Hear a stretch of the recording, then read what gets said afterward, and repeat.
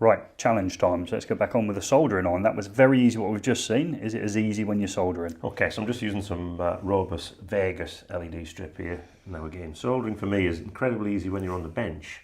However, on site it's more of a challenge, but again, we're just tinning our wires, tinned our pads and bring the two together.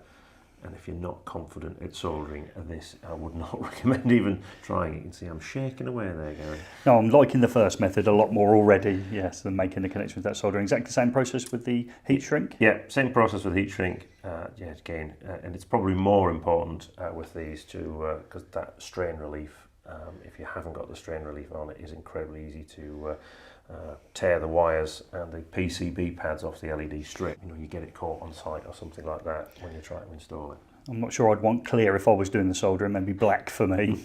But again, that's a good thing. It's a bright clear heat shrink. A lot of people supply LED tape, and it's an opaque heat shrink.